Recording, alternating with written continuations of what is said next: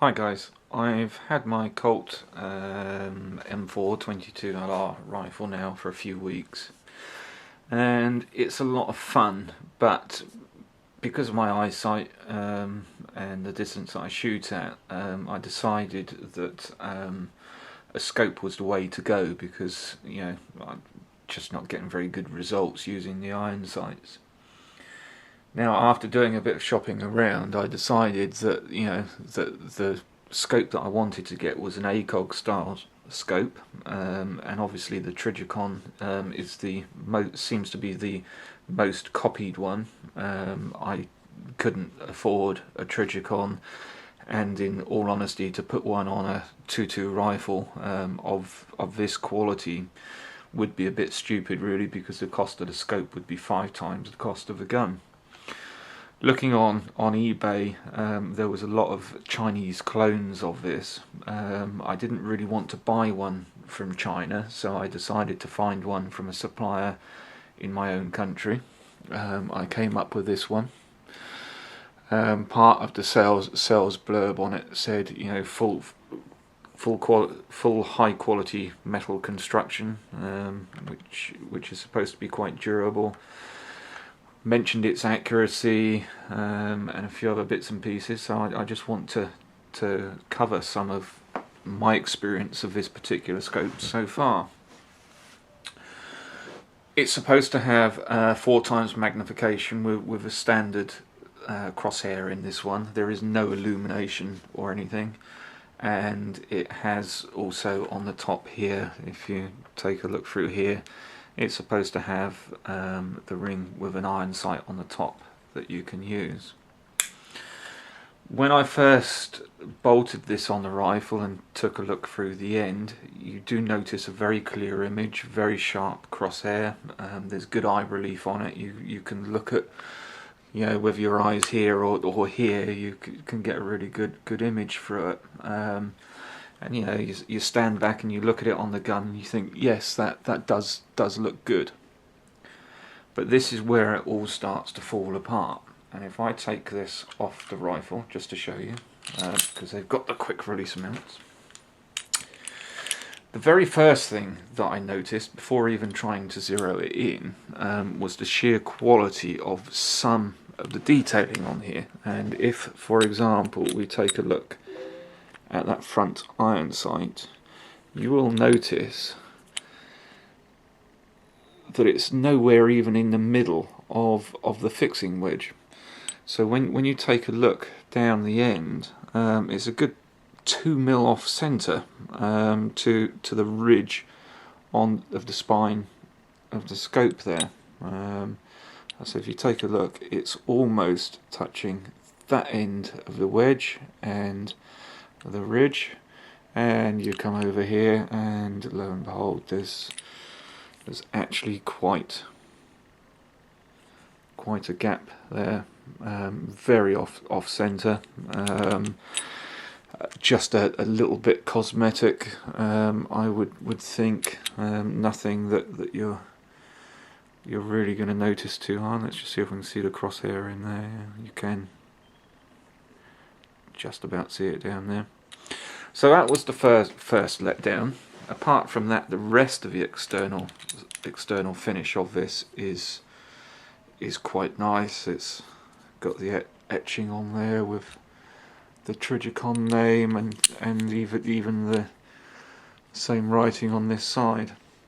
But the other area then, once I'd mounted it on the gun and started to try to zero it in, was I found that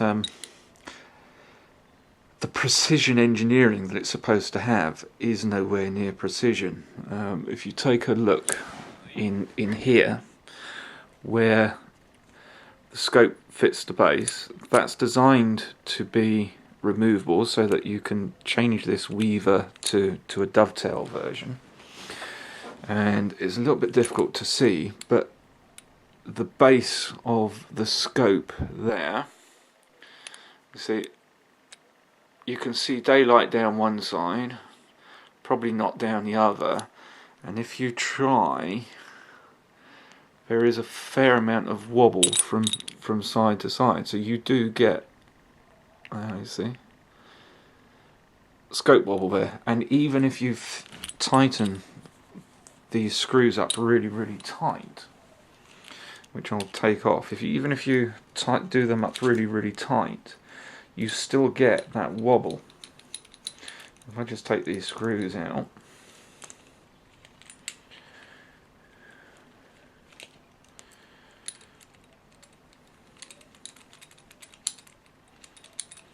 there we go, that's almost done. The reason for the wobble is that the base here, which really should be dead flat and true, has a slight radius to it. So when it sits on what should be flat surface on the rail, there's a tendency for it to wobble. The other thing is these angled sides really should be precision engineered to fit in the angled sides of there, and then when it clamps down in, it should hold it all solid. It just doesn't. So no matter what you do, you get a little bit of wobble. If I was to keep this scope and it was to stay on this one rifle, one way of fixing that would be to get either some JB Weld or chemical metal in there, then put that in, tighten it down really tight, leave it for a day or so for the JB Weld or the chemical metal to go off.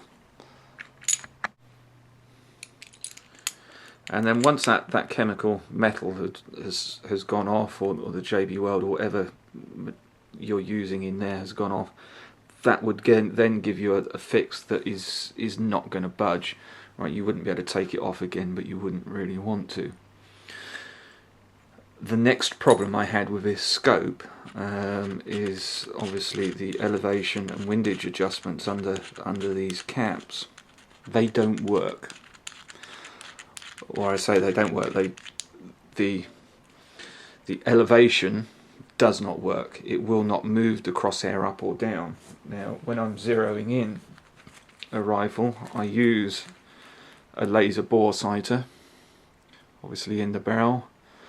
I shine a dot out to about 20 or 25 yards and then start to move the crosshairs to come into line with the laser. And I normally find that certainly on the left to right, the windage, that if that is dead on, that